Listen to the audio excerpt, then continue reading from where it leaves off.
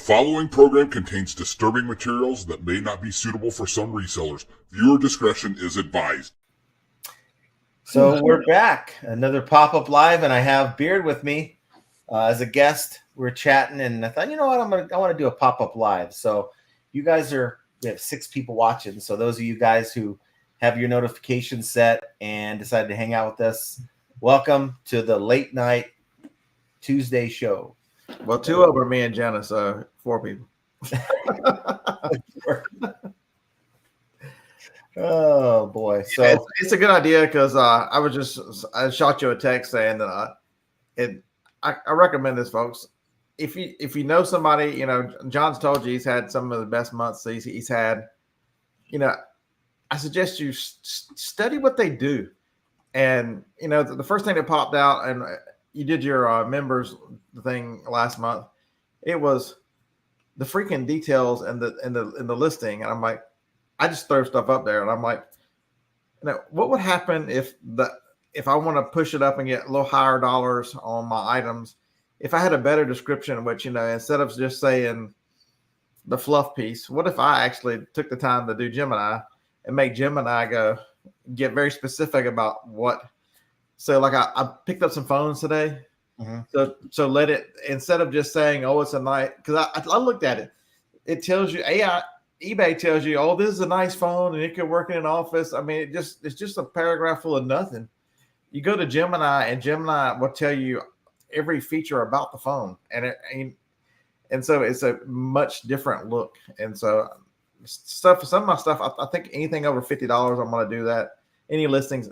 So if it's under 50 or if it's like retail arbitrage, I won't do it. But for listings that are above $50, you know, I've got a couple printers, you know, like one of them, it's real fluff. And then Gemini pulls out, it prints 27 pages a minute and on, everything that it'll do, and double-sided and this and this and this. So what I like about Gemini is it's pulling actual real-time data from the internet. So it's like what I'll do, I'm sure you've done this, is I'll go into Gemini. It's a free thing. It's a free AI tool from Google. And I will tell it to create an optimal and bulletized item description for the following item. And I'll put a colon there, and then I'll paste in my title, and it'll give me bulletized. It'll try to talk about condition and all that. I don't care about all that. I want where it says features, and I'm taking all the bullets from features. And I have a template already set up in my listing. So what we could talk about that too, because I think having a template is good to have. It makes it look more professional. But I'll just paste those bulletized points right there, and I'm done. Now, I'm not quite done. I'll go in and I'll also put the item condition in there as well. I believe in putting the item condition in the condition description and in the item description. Now this is all a PC thing. Now, if you're doing this, if you're listing on the your mobile app, you could probably use like a Copilot or whatever those apps are. Do the same thing, and then highlight, copy, and then paste it into your. You can use Gemini. It's you can enroll into Gemini. So I did it in Gemini on the phone and copy pasted it, but it's the copy paste and the moving around is not nearly the. I'm like, I did one and I'm like, I got to start messing on the computer. I'm like, this is on the phone is too hard. And so I think I mentioned the other day, I started, you know, making some of the listings and then adding the pictures last. Mm-hmm. And so I think you do the same thing because until you build them before you get them, a lot of your items.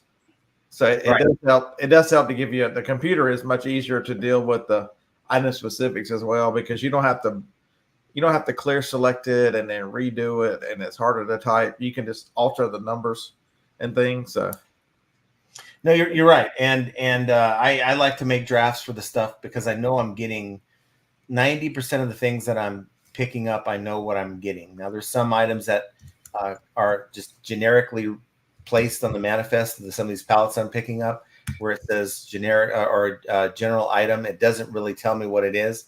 So then, of course, I have to make the listing after that.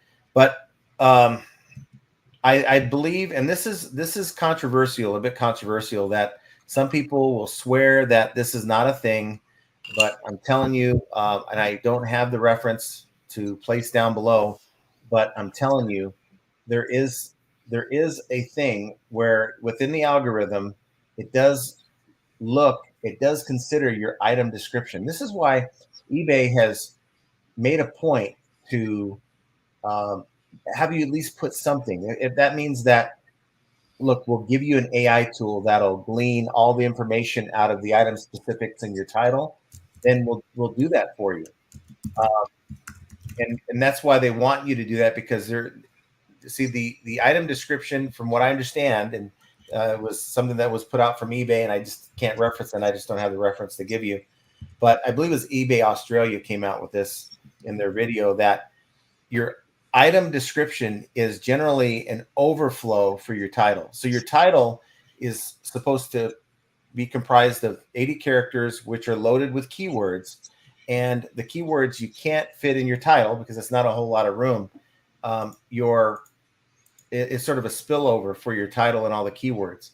So that's why when you go into a program like Gemini, it's going to pull keywords, key features of that item that someone might type in when they're searching for whatever that item does, maybe a feature, maybe they're typing that in search. And if you have that listed in your item description, you're going to be more relevant in that search query than you are if you don't have anything really. I've seen so many items that have a one sentence item description, and it's like just kind of like talking about the condition. I've seen that don't even have a description. Have you noticed that eBay's allowing some things to be listed without a description? Well, yeah, I see it all the time where you're trying to, because this is leading into what's the title's about, but you click into someone's listing to kind of get an idea because you've seen them sell it. Right. You know, they sold it for the price that you want to sell yours for. So you want to see, how do they sell this item? Maybe it's a new item you're not familiar with selling. We get a lot of those. So we click into the listing, and if it's there, then we'll try to see what that seller's doing. And many, many times, if you're able to click into that listing, you're not seeing a whole lot. It's just one of those things where I guess the item sold itself. Now, with that said, the title it's not clickbait. This is something I've noticed over the last at least month, maybe a little bit longer, where I'm doing research on a product and I click into that listing because, yeah, okay, title looks good, the price looks good, the first picture looks okay. I want to see how many pictures they used. I want to see what verbiage they use for this item. I click on it, and then it automatically sends me to an active live listing for a similar item, usually the same model number, whatever, for something that's currently up for sale from a different seller. I don't want to see that. And it's like eBay is making it more difficult for you to do any type of research as a seller. You've noticed that, right? I have noticed that. It's been going on for it was happening for a few months ago, then it quit. I've noticed it's happening again this past week. So I don't know if they've turned something off and back on again. So I didn't tell it to bulletize. I just told it to optimize the eBay listing. And it gave me a list of keywords. Do you leave that list of keywords in the description too, or?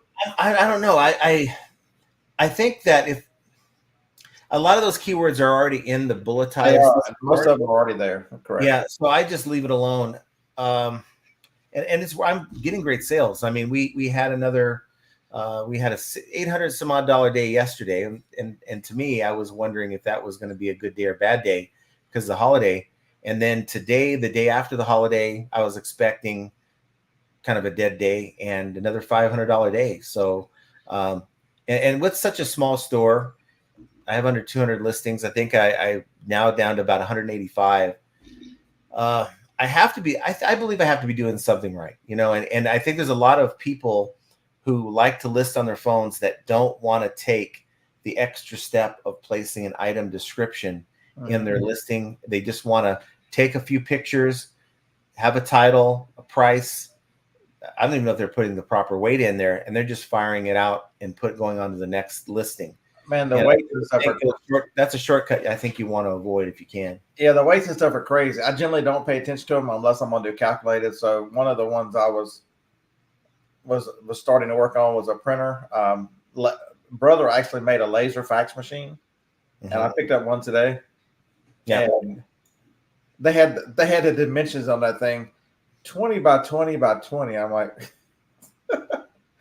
and so I wonder how many people don't check those and self-calculate it, and then don't understand that, hey, wait a minute, my crazy shipping might be the reason why I'm not getting sales. And so, unless I do flat shipping on most everything except for the large stuff, anything above 5 or 6 pounds, I'll do calculated just so I don't lose. Because I went in and you said you couldn't find it. I went in and did so you can do rate tables. You can go into your setup, into your business policies, and down at the bottom, it'll say you can add a rate table. And basically the rate table I've done is anything to the West Coast, I've added a couple dollars. Shipping to the whatever my flat rate was, and anything to Hawaii and Alaska, I've added like $6. I'll have to look at it. I haven't messed with it so much, but I had an item that, man, it was only like 2 or 3 pounds, but it was like this, but it wasn't quite. It was sort of like a bar for a mower, but it had the mechanism to turn it on and everything. And that one, because it wasn't quite like this, it jutted out a little bit. We put it into a box, and it was more like a 16 by 8 by 8 or something box. And for whatever reason, I had selected Ground Advantage. And this person, it was like $30 they paid for the handle. They paid another $90 something in shipping. So Jenna's like, honey, come here. When she's running it, why did they pay so much for this item? And I'm like, well, that's not right. But when you go and try to pull the Ground Advantage label, it was going across the other side of the country. It was trying to charge like $90 something for the label. And I'm like, well, try FedEx, a lot cheaper. So we ran it FedEx, and we sent them the difference back, because it's like the last thing I want is a negative feedback from someone that said, I got my item, they charge too much for shipping. No, I don't want that. It's a good look. But I thought it was funny here, Tommy. I put message me for nudes in every description and have yet to get a message because no one reads them. 99% can't read the title, let alone find a description. And eBay doesn't do a good job of making the item description accessible. They actually have it in a hyperlink on the app, right? Where you have to click on it to go into the item description. But and I believe Tommy's in the group that really feels like there's no relevance to an item description because it's not considered. But for me, and I'm just doing what works, guys, putting that information in an item description, it's helped my sales. I can't explain why a guy with 185 items, and yeah, I have decent items. I don't have the greatest items. I think the best items I put in my store might be a Sony receiver here, and maybe I had a Fender guitar a couple months ago. But the other 80% of the items in my store aren't all that special. Really, they're not. There's no rhyme or reason why I'm selling as many items as I do with such a small store, except for maybe I'm doing it the way eBay wants us to do it. And maybe there is something to the idea that there is that data that's in your item description is considered when they're pulling. Now, I'm not saying it's the end all be all. You don't do it, you're not getting any sales. But I do believe, I really firmly believe, based on my success on eBay, that it does work to have those keywords in there, however you have them. But to me, I'd rather have some other entity doing the work for me, like a Gemini. If I don't want to go searching for bullet points, I just put the title in and it gives me all that information. I can just put in the listing. Now, and so for me, it's not about the buyer reading the item description, because we know buyers don't take the effort to do much research on what they're buying. I really do believe it's more for the item description and the keyword spillover that I talked about. Why else would eBay spend any time? Because implementing a new feature on the app and of the website, in this case, AI, to build an AI item description, utilizing what's in your item specifics and in your title, why would they invest the money to create a feature within their website and the app for something that makes no difference whatsoever? That's my argument.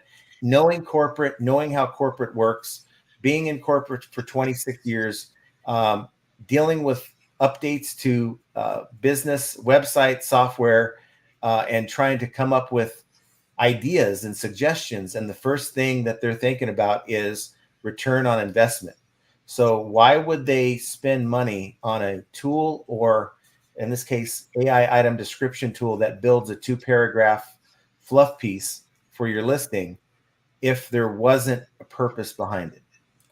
And my other part of that theory, what I add to it, is the people that do, especially if you sell a lot of parts, if you sell more technical stuff, people would. I can see if you're buying a shirt or whatever, they don't look at descriptions. But if there's got to be a point where there are customers out there that still, the customers skew older, and especially for electronics and those kind of things, I would think it would answer questions that gives them confidence to buy from you. There's probably it's probably just a little bit of everything mixed together that you're never going to pinpoint the exact reason why. Yeah, I just know how eBay is, in that they're penny pinchers. We know that. We know that they're trying to squeeze as much as they can from every seller, and I just don't think that they would invest anything into a feature on their website and app that's going to give them no return. If it doesn't help the seller in any way make sales, which it doesn't help them make money, there's no purpose for them adding it or promoting it. And I really do believe that they know there's a lot of sellers out there who don't bother putting much at all in their item description, and they have to believe, and they have more information on this than I do, that there's a benefit for it, right? So what would that benefit be other than, well, it's just a click a button wasting your time? There has to be a positive benefit for the seller. Just doesn't make sense not to be. Because they're not doing anything to make it easier for us. There's got to be something. Oh. I mean, they're making it harder for us. If we want to do product research, half the time we're looking at an item that's currently up for sale. So I don't know. I don't know what do you guys think in the chat? We know what Tommy thinks. He's been in that on that side of the coin for a while, and we all have our ideas. We know what works for us. I don't know what kind of information Tommy, I'm using you as an example, Tommy, so I'm sorry for that. But I don't know what kind of information he puts in his item description. But I do recall when I did look at his shoes, his listings look very, very professional. So what do you put in there information for shoes that'll make you bounce 10% higher or run 10% farther? I mean, if you've got the part to a vacuum, you need to know models and all those kind of things, like your boards and stuff you were talking about. But for a pair of shoes, I mean, you would be surprised that if you go in and click, on a pair of shoes, like on a website, like on Amazon or I don't know, Foot Locker or whatever, there will be like 5 to 10 bullet points on, the features of that shoe, whether, some kind of technology they developed for that shoe or whatever. And, just copy and paste that right into your listing. And you have to go look for the listing, got to find the site where it's at, go and click on where the specifications are, highlight, copy, paste. It's just a lot of effort. I'd rather just go and put it into an AI tool that can do the research for me and summarize it in its own words, so that I don't feel like I'm plagiarizing or stealing somebody's bullet points off of a website. See, Juan says, Juan, I think that Jamie's end goal is raise the price of the stock, raise the value of the company, and then parachute out. He benefits with the increase. I mean, buying back stock to increase the individual shares value, charging sellers more because he can, so it makes them look better. So shares go up. Yeah. He's doing everything he can to maximize share value, so that I don't think he's here. I'd be shocked if he's here another 18 months. Well, usually the CEOs from these companies, they don't really last all that long. 5 years is kind of their shelf life. We had a lot of that going on at Amtrak, where every 4 or 5 years, you get a new one, right? I don't know. They'd find a better opportunity in a different CEO position at another company, and they just, hit the parachute. So we have 73 people watching, so I'm very, very surprised. We have, pop up live and you guys just jumping on. So thanks for being here. Have you? How's your sales been? Pretty good. Yeah, I'm in the mid 400s today, so that's about the rolling average. Okay. I had one yesterday was kind of weak, but rest of the weekend was about the same. It just kind of rolled through. I was looking at my performance for the year as compared to last year, and I noticed that I'm up to 10.7% now. My number of items sold as compared to last year are down by 7%. So I'm selling fewer items, and my ASP's up to 71, which is, I think, about, according to it was like 8% increase in the ASP. So that's the offset for me. What's happening is, and a lot of it's due to, buying full pallets that have really good things in them and making a point to find good merchandise. That's really helping me with my numbers. See, Tommy said non-searches. They're talking about reducing the price and not promoting. And so I had this thought, I don't know, about a year ago. We were talking about it in the show, and just think about it from eBay's perspective. Who would they rather push up in search? Someone who is a cheaper price but not paying for position, or somebody they're going to make more money on? It benefits eBay to push someone up ahead of you, even at a higher price, because you see that a lot. I'll look up something, I go, hot damn, this is look at there, but it's something. If I don't have the lock on completed, I go, man, look, they're asking this for it. And then you look like two items down, then it's like half the price. They got me again. Yeah, it's eBay. You purchase position because eBay makes more that way. I think they always do what makes them money. So it looks like Scott's wondering if you're playing fantasy football this year. Me? No, I don't think you would. SM Postcard Mark, I have 55,000 one-sentence descriptions. LOL. Now, here's to those who are in the camp of item descriptions don't matter. It really doesn't matter if you put anything in there at all. Just, make sure everything else is fine. Have you tried putting an item description just to see what the difference is for you? And so I noticed you had told me that you are going to start using these item descriptions, Scott. So it's not that I don't know what I believe and whether it's going to. I'm just telling you that I'm not willing to sit back and blame eBay for sales sucking or weakness in sales. If I'm not doing everything I can do in order to make better listings and do my part and make sure that I'm putting in maximum effort in working each of my listings. And I think too many people, it's so easy to go, I can't believe my sales are terrible. They won't look at their items. They won't look at their price. They won't look at anything.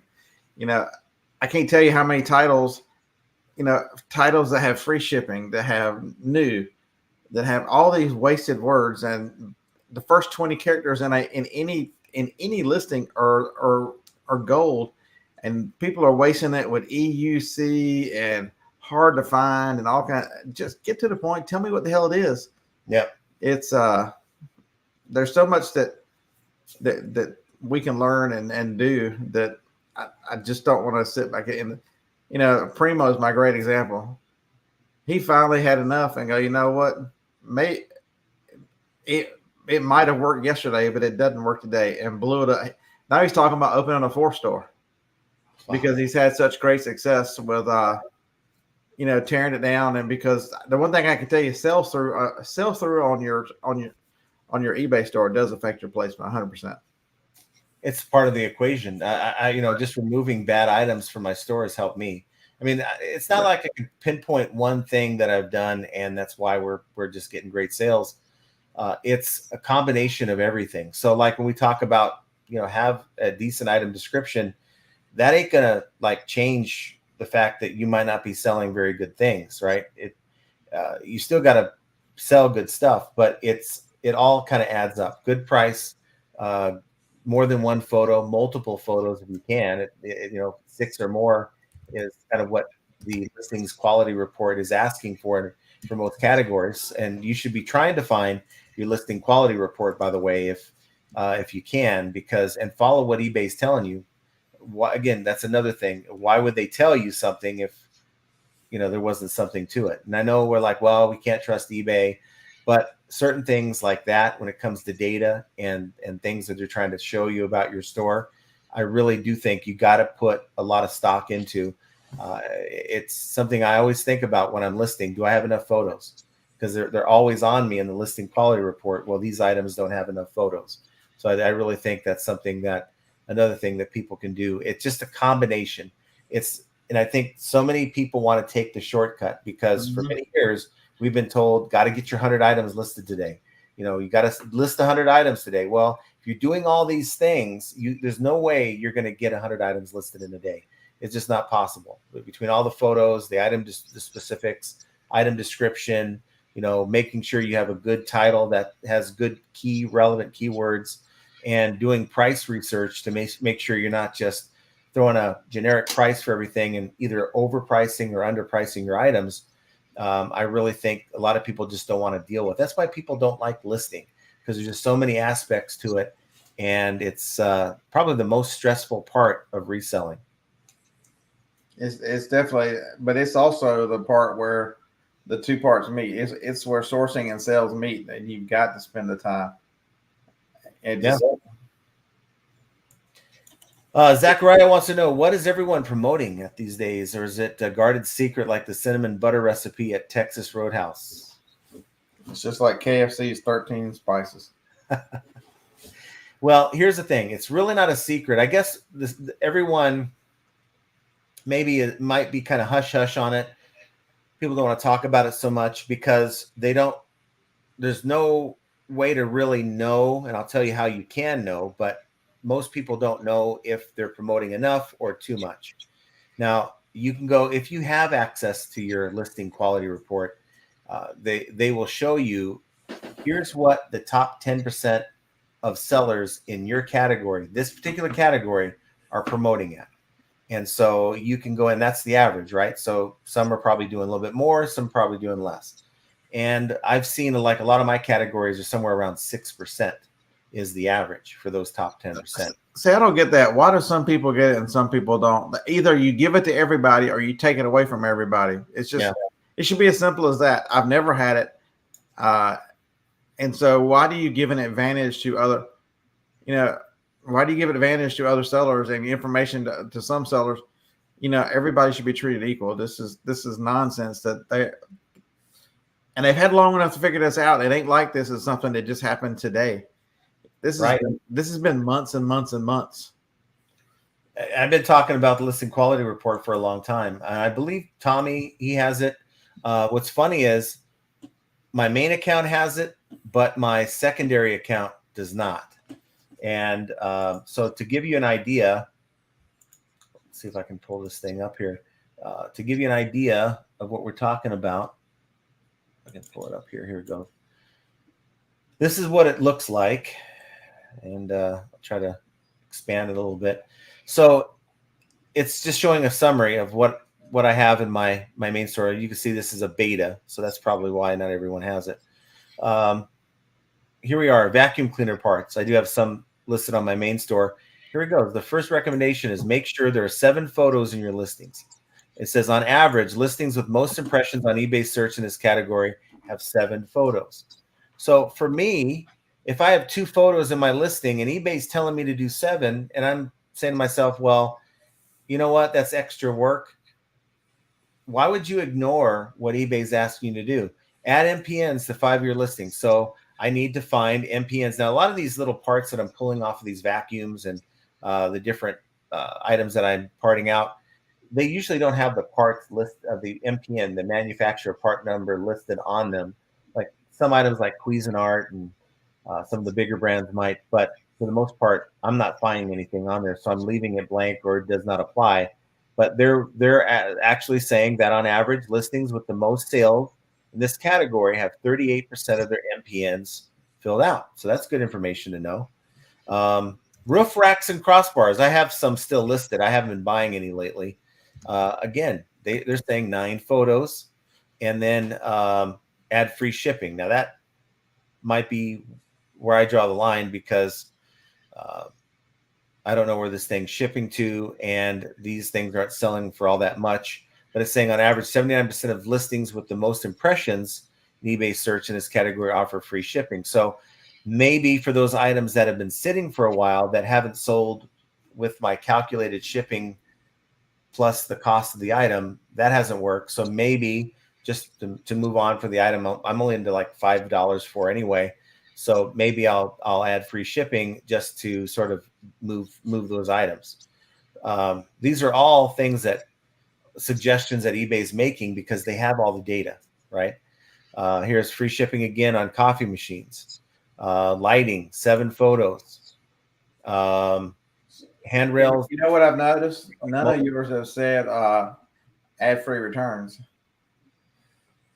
Yeah, but again, these are larger items. So now a lot of these items are $20, $30 to ship. So now they buy it, they get it, they change their mind, and now I'm on the hook for not only a free return label, but I have to pay them back their shipping for the first. I switched from free shipping on those items to paid shipping with free returns.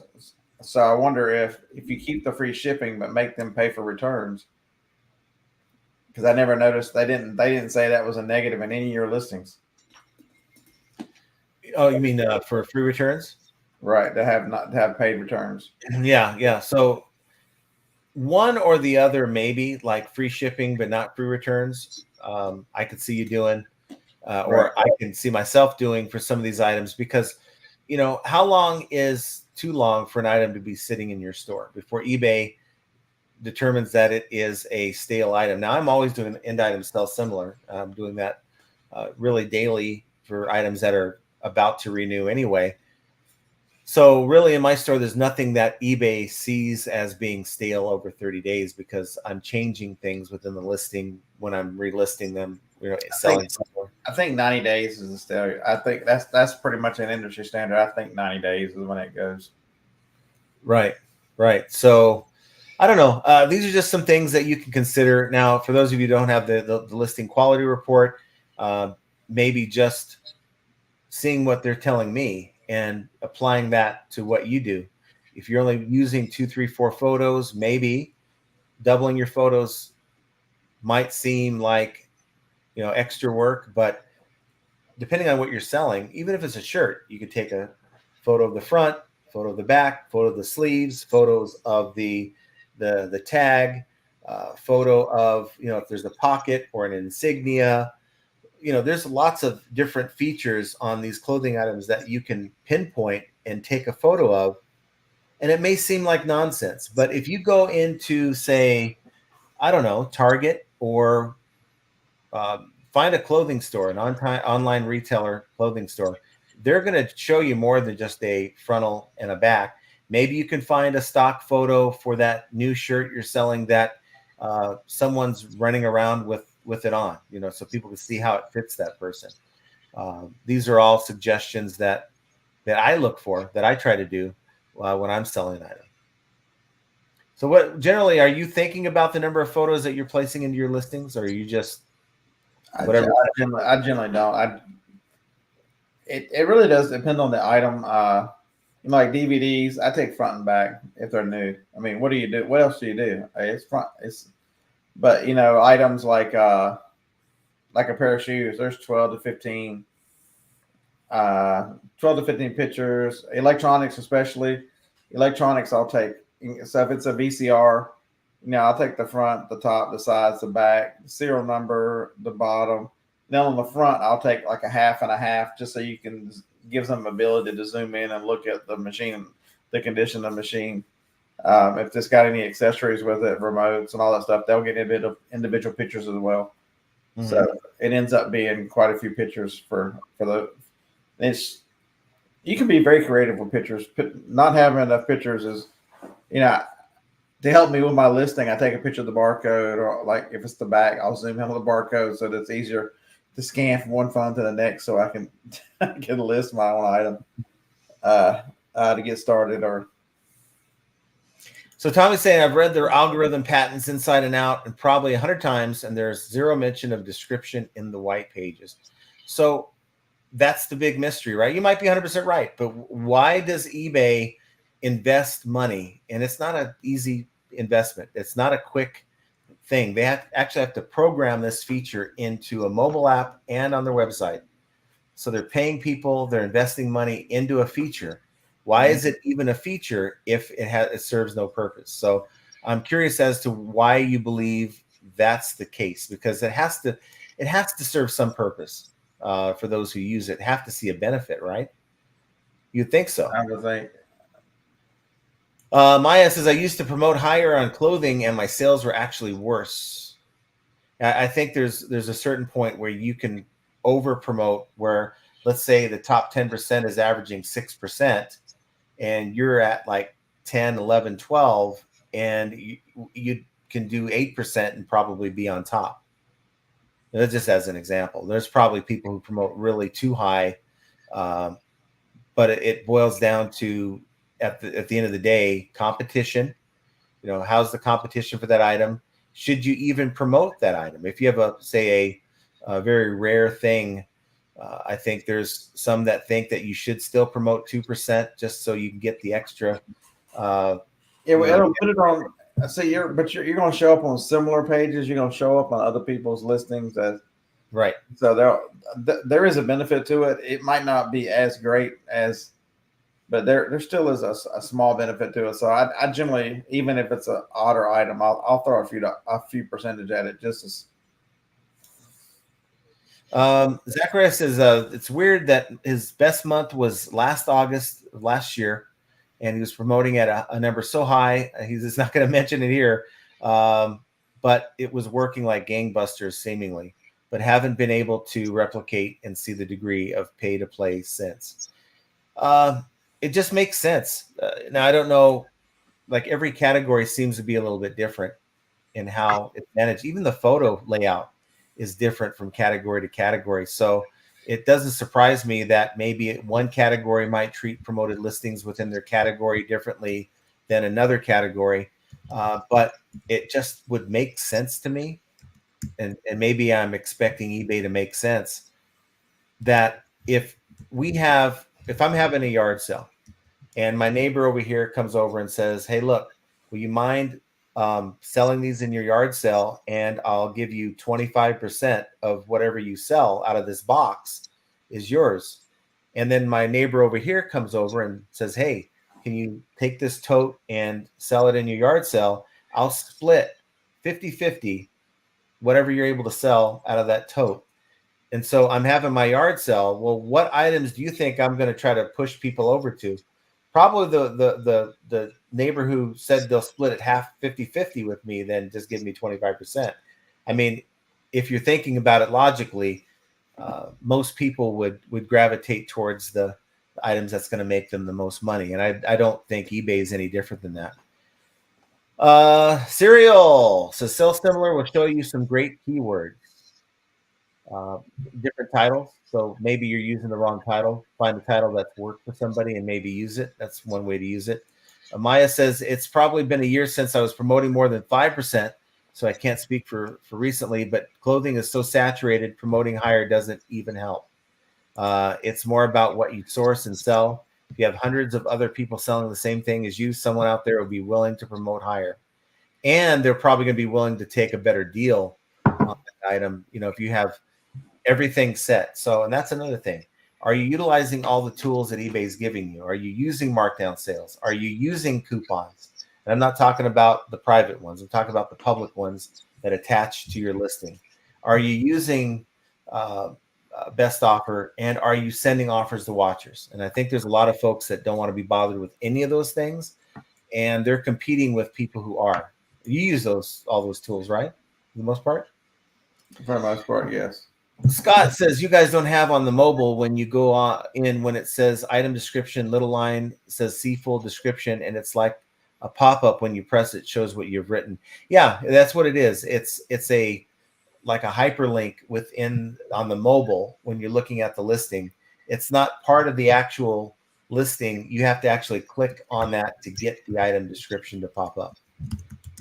And how many people are going to do that? Now, I know here's another thought that I have. We have this thought as sellers that because we've had bad experiences with buyers who obviously haven't read our listings, that we automatically assume that most buyers don't read. I think that's a running joke that we have. I think, in the contrary, though, I think most people recall the messages we have with some of these buyers that tell us they didn't read, and we assume that most other buyers don't read. I think most buyers are responsible and do read. And see, it's the opposite of the returns. Because we have a bad return or a bad buyer, you know, we want to raise hell and think everybody's a bad buyer, and then I think more people read it than we give them credit for, you know, because when I can't imagine that, you know, how many millions of people are buying on eBay every single day. The vast majority, I'm sure they know and they can tell us because they track what you do, but I bet the number is significantly higher than what anybody would guess that actually look at the description. Yeah, and I can tell you from experience that there's been buyers that have reached out to me and said, "Hey, looks like you made an error on your item description. It says this, but your title says that." So I'll go in and go, "Well, what happened here?" And I'm like, "Oh, you know what? That's right. I took that out or changed the title or whatever so that it's correct." And I get that so often. I even had a bearded guy years back reach out to me because I had an error in my title on a printer I was selling. When did we do that? That was weird. So people read. People do read. And you know what? When I'm doing an end item sell similar, I'm looking at the listing with a fine-tooth comb. What can I change? Do I have it in the wrong category? And those are some people say, well, that doesn't matter. But I believe it does.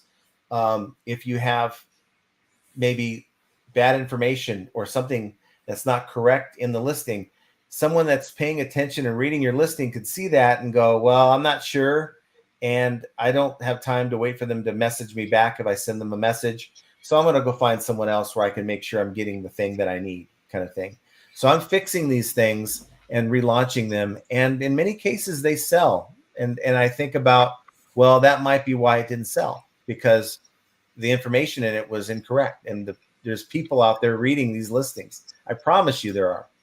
I think it's a deciding factor for a lot of buyers when they read, because they have confidence to go ahead and purchase that from you. Mm-hmm. Versus, I may be wrong, but I just think that sometimes we tend to remember the bad transactions or the bad experiences that we have on the platform. And if you go back and really look at the numbers, those negative experiences only add up to, I would say, 5 to 10%. And I think I'm at 10%. That's a really high number. I think most of your experiences, if you go back over your orders and just go and review each of these orders, you'll be surprised that, wow, there's so many positive interactions where I didn't have to do 20 questions with that buyer. They simply bought the item at full price. They didn't try to lowball me. There was no return involved. I'm willing to bet that it's over 90% positive for most sellers. And I think we don't give the platform as much credit for that. And I'm not a shill for eBay. I'm not trying to at all. But I got to tell you, where else would we go right now to sell our stuff at the volume we're selling at if we didn't have eBay? Now, you might say there'd be another platform that would pop up in its place.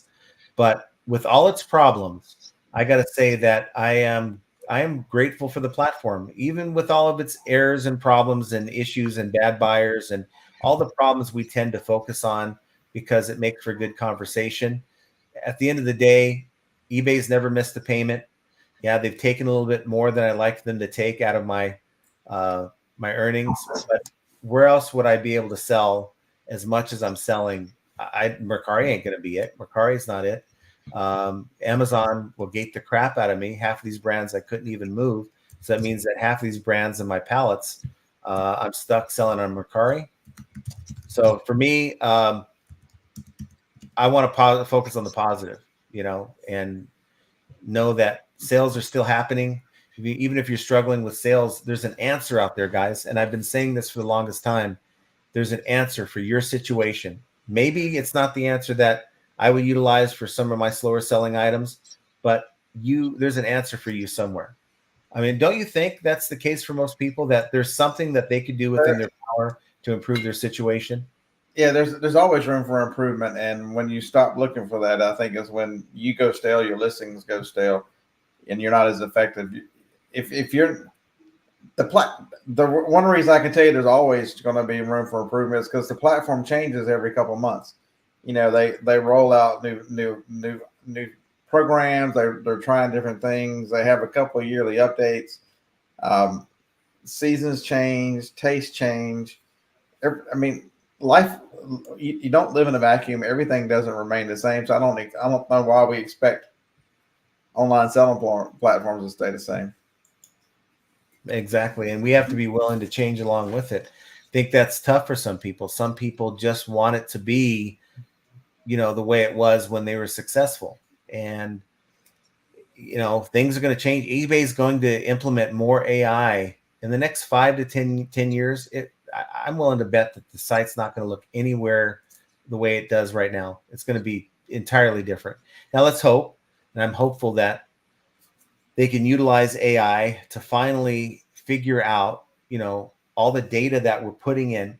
Just think of the number of sellers that are typing in their listing right now and doing the drop downs for item specifics, inputting the UPC for this particular item, right?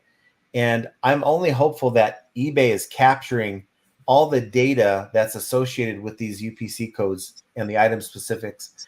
And at some point, when we type in a UPC code, boom, short of the photos, our listing is set. We just got to add the condition and the photos, and we're ready to go. See, we've talked about this before on the shows at some point. With where AI is today, eBay has no excuse for, if I tell it to start a listing and give it a model number, that it should be able to fill in specifics. It should be good enough to go get all that stuff and put it in the listing for you. Oh, I agree. And that way it makes eBay a whole lot better, because you don't have 10 people with 10 different sets of specifics, and you're counting on 10 people all to get it right. How about this? We have Google Lens already. Google Lens, you take a photo of an item. Let's say you're at a yard sale. You have no idea what you're looking at, but you want to see if there's value there. Have eBay have a feature where you just take the same photo and it asks you want to list this item. You say yes, and it populates the entire listing. So now you just type in condition and add more photos, and you're shipping, of course, and you're done. How's that? I mean, it doesn't seem like that should be too many years away. It should be here with us already, at least. I mean, because I don't put anything in Gemini and it goes, oh, we can't find that. Sorry. It doesn't matter what it is. It pulls it from the internet live and figures out what the hell it is. So there's a lot of different answers, guys, to slow sales. I know Devon's saying that sales suck. How many of you guys out there are having problems with sales? I'm really curious. I was working in the garage today, and I came across this old-fashioned popcorn machine type thing. Now, it's not vintage or anything like that.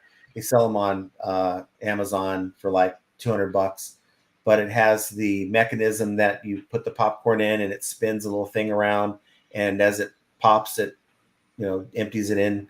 It's one of those red and glass ones. You know what I'm talking about? So you can start making that for your FedEx driver and your post office. You can start giving them popcorn out. It's cooled off a little bit. Well, someone used it, and I'm like, do I want to go through all this, clean it out? Because I was only going to sell it for like $100 because of it being used.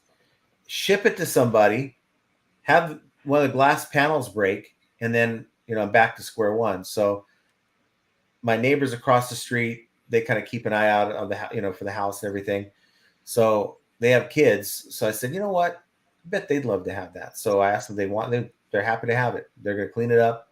They're going to, make popcorn for the kids. So, and then they came over and they were like, yeah, we know you work from your home, and, they're can we look around? I'm like, yeah, I guess you can look around. I mean, most of this stuff is listed right now. And they were just amazed that I don't have to go to work. I don't have to drive anywhere to work. I don't have to ask for days off. They were just amazed that I can. And the other guy that was with him was one of his coworkers. Is like, you can pay your bills and you don't have to go to work. Yeah. And he was just amazed by that. It's just amazing that, you don't have to be part of this. I'll call it a scam. We were taught from an early age that we had to work for someone else, right? And then once you finally figure it out that you don't, you kind of wish that you did this years ago, on a full-time basis. Yeah, but I've been doing this since fast food restaurants all your life, right? Yeah, but I've been doing this now 11 years now. So, well, full-time or part-time? I started full-time in 2013. Okay. So were you selling part-time before that? Part-time before that. For quite a few years. What made you realize that you could make this work full-time? A comedian. So I had left. I was going to talk to my boss.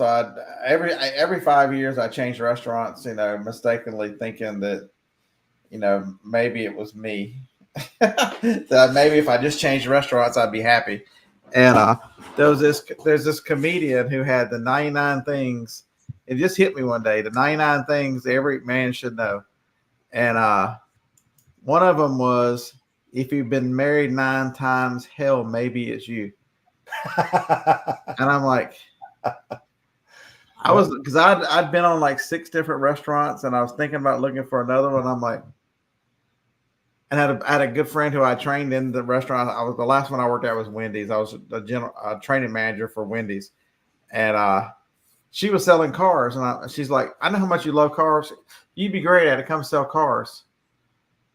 And I did that for 3 months, and it was absolutely miserable. Hated every minute of it. But the one thing it did give me was time. You had so much time, and they didn't care if you brought your computer with you, etc. So I would list on eBay and one of the car salesmen, one of the trainers, he's like, dude, you're really good at that. I'm like, I've been doing it a long time. He goes, what would happen if you did that 40, 50, 60 hours a week? I said, I wouldn't be here. I left the next week. Well, I think sometimes we just learn because we have to. We have no other options, right? I had lost. Many people know my story, but lost my job in the sense that I didn't do anything wrong, but they closed the office and they said, "Look, you can go to the East Coast and step down from management, like everyone else here that's going is." Or you could take the severance package and cut all ties. And I looked at what I was doing part-time, and I'm like, you know what?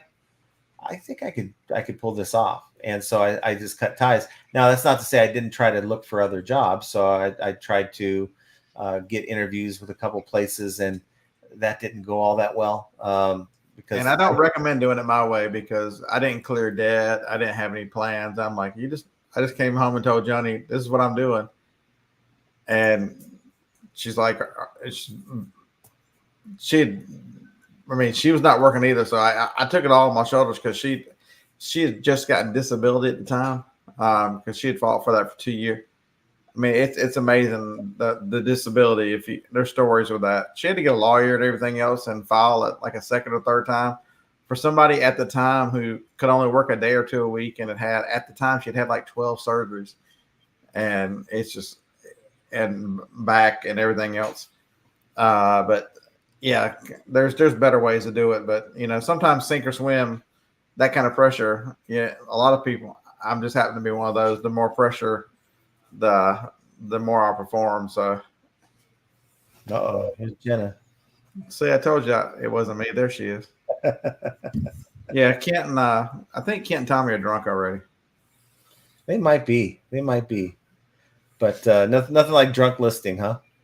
Montezuma, do you ever feel like telling off a buyer for leaving you petty negative feedback? Buyer left negative feedback because item didn't get there in time, delayed by post office, has shipped it within 24 hours. Yeah, I did that yesterday. So I had one yesterday who said I sold him a used pet vacuum cleaner, and they said that I could have left me a neutral. They said you could have spent another 15 to 20 minutes like I did and made this thing absolutely spotless. I'm like, I just let them. I left a reply to it saying, "You've left a total of 3 feedback, 2 negative and 1 neutral. Maybe other sellers shouldn't sell to you either." Well, I had one where they made me an offer. It was a low ball offer, but I was going to come back and counter their offer, but I took time to look and see, and it was every positive that left 2 negatives, and it's like there's no satisfying this person. No. There's a very good chance here that I'm going to end up on the wrong side. So why am I giving them a deal if they're going to come back and just bite me in the ass anyway? So I said, no, I'm going to decline this, and the reason is, I was going to come back with a counter offer, but I see how you treat other sellers, and I'm not interested. So I mean, I took pictures of it inside and out. They got it exactly like it was when I took the pictures of it. So yeah. But it was a used dustbuster, pet dustbuster. And then the last part of her comment was, I had to order a charger because it said no charger or anything. She says, I hope it works. I'm like, well, it lights up and comes on, but it just doesn't start. I'm like, even if it doesn't work, you've blown your damn feedback anyway. Good luck. We have a question on how to do end item sell similar. And I guess I can go in here and do one real quick. Let me see if I can show you here on my screen. So those of you guys don't know what end item sell similar is. Here's it is right there. You can Otherwise known as the nuclear. This one has 185 listings on here. And you guys see it okay? Come up? Yeah, it's fine. Okay. So what I like to do is, now this is on the PC. So you see you have all these items. And I'm going to go over here to the right where it says time left. I don't know if and you can see that. I'm sure they can see that. They can see that. Oh, okay. Yeah, you can see that. It's just cut off. Yeah. So time left, click on the time left, and it'll sort your listings based on the it's going to end and recycle here pretty soon. So as you can see, I have 1 day, 13 hours on these. So generally tomorrow at some point I would go in and do an end item sell similar on these 3, but I'll do one for you right now. Now what I'll do is I will go, I'll click on this drop down for that listing. And what I like to do is I will right click on sell similar. It opens a link, and then I'll go in here and end it. I do this because I don't want it to, I don't want to forget to end it. And somehow in eBay, even though they check, make sure you don't have duplicate listings. I have seen it to where you have duplicate listings. So I will end that right now. It'll go back here. Now, I don't know if I go to this other tab, probably have to remove this and then present and then show the other screen here. Go to complete. So I'm on the listing page now. So the wall heater that I have, trying to figure out maybe why it hasn't sold. Well, it's probably because I listed it during the summer and it's just not cold enough for most people. So I'm not going to get overly carried away. This is more of a seasonal item. So, the title looks pretty good. By the way, gotta love AI photos. Isn't that a great AI photo? Yeah, I've got one of those, something similar to list. It's still in the truck where I bought it. Yeah. But you gotta love an AI. Making lots of money there. Gotta love an AI photo. I don't have this countertop, but I took this photo on my back, on my black photo area, and then had AI give me a marble countertop, and there you go. It looks pretty good. So going down, make sure the item specifics look pretty good. Again, I'm not too worried about this one. I think this hasn't sold. Oh, well, this part could be part of it as well. It's parts or repair. So use condition, powers on, and within seconds goes into E1 error code. So it could be that no one's willing to buy it because it's a seasonal item, and B, it's broken. And look, I have it for $32, so maybe I'll take it $29.99. That's the change that I'll make to the listing, because I'm only into this one for about $2-3 anyway. And where I got it came within a pallet of mine, and I can't return non-functional items, so I do sell parts or repair when I come across them. So I'll just list it, and there you go. It's there. It's listings now live, and it now will get a new item boost for like the next 12 to 24 hours. So hopefully that helps you if you're trying to do end item sell similar. Yeah, what can you read? You can read it 500 at a time if you did bulk. I don't want to do bulk because I think that's you can do 500 max. Yeah, isn't it 200? Is it 200? I think it's 200 per 200. But the problem is you're assuming that there's nothing wrong with the listing, and I think at least in half of the cases you can maybe lower the price, change the title, do something, right? Switch a photo or two around. Maybe you're not using the best angle of the item. Yeah, that's another one. People, you want to make better listings. So here's a good one. So the real reason that sold me on Photo Room was for larger pictures, because there's really, if it's bigger than your photo box, there's really no good way to take a picture, because you're going to see the background, and my building looks like a bomb went off in it. And so does John's. And so, but you can set things on I'll set the box. So like today I took a picture of it was a baby Breeza, one of those little baby food things. And so I took it and spun it all around, took like 5 pictures of all the sides of the boxes. It's new in the box. It's still sealed. And then you go into the bulk and pick all 5 of those pictures and hit the white background, and it made 5 pictures move all of them at one time. I mean, that was so fast and so easy. And now you don't see my shipping table and all the stuff behind it, because that's where I had to set. I've listed stuff from the floor outside against the driveway. It makes it really nice because it clears out, and it makes it look like you're almost doing your own. The pictures look so real. Yeah, if you don't have a setup at your home to do photos, maybe you just have a little table and just a little light or a couple LED lights, or maybe you open the window and use natural light. Use Photo Room. You can have it put your item out on a table in your backyard, in a backyard. Dude, I put shit in the water on the beach. Yeah, it's fun. You can have a lot of fun with it, and at the same time, I had this fish finder that I bought, that I got in a pallet, and I had it sitting on a dock. It was on a wooden dock with the water behind it, and I had AI made me a photo where a trout was jumping up behind the fish finder. But it sold within a couple days. And then when you want to have fun, you can Josh look stoned, so you can put him in a field of marijuana. Poor Josh. Oh. A lot of good conversation and a lot of good questions in the chat. One though, Shiryar Vlogs. We don't do Instagram selling.